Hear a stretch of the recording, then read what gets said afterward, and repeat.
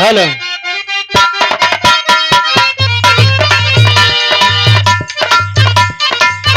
देखा है बड़ी बढ़िया भोजपुरी लगाए देहन। ये सब पुरान भोजपुरी है।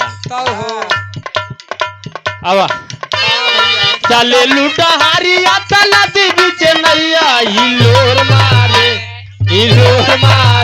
कारी हैया ये गोरी हिलोर मारे।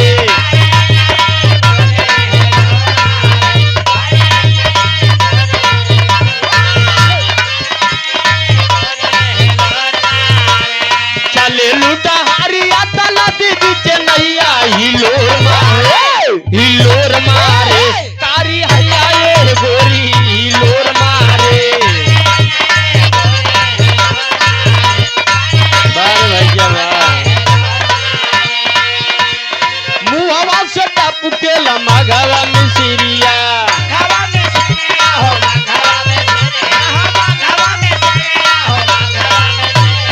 जान अंगड़ाई ले लू गम के लगोरिया।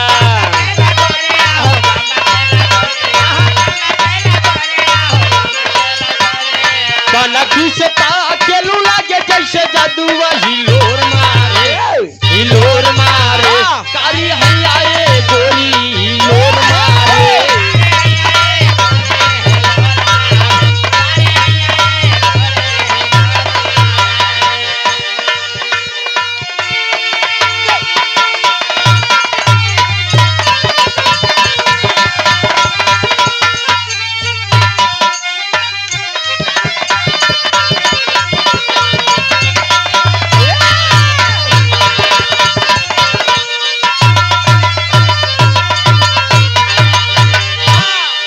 ये देखा एकदम पुरनकी लाग गए मास्टर साहब।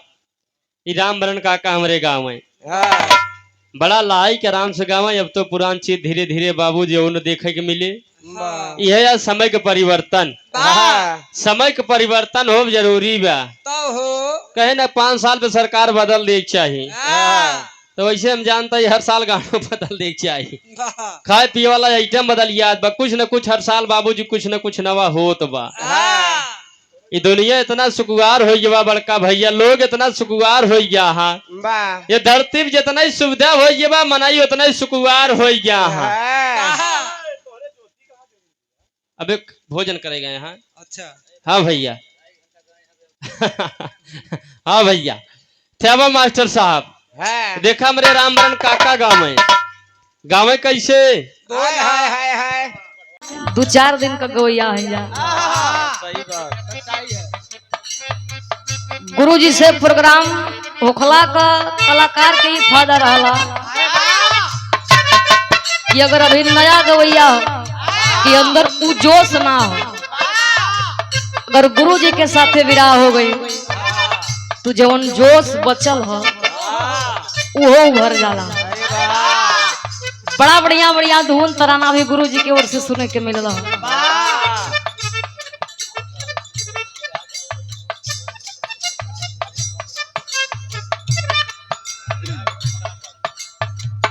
बड़ा खुशी का बात है।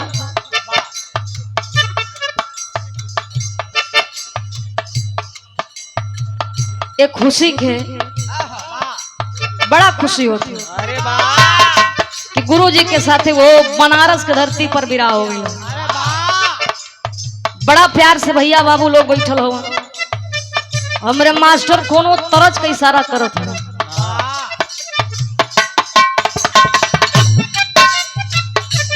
कोनो मासुका कोनो मासुक से बड़ा बेहद प्यार करत रहे। प्यार हो कक्का लेकिन आजकल जो प्यार मोहब्बत चलत हो कितना जानी तो नीला डरा।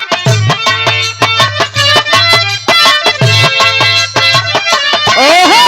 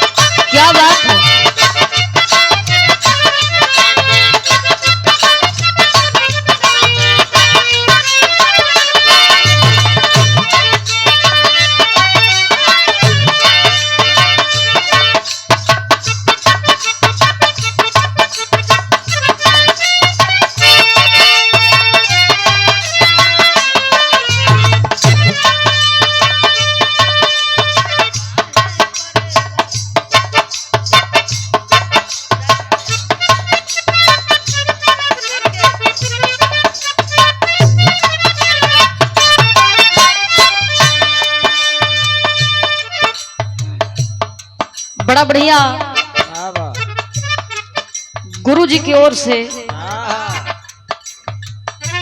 विराह सुने के मिलल हो। अरे वाह आ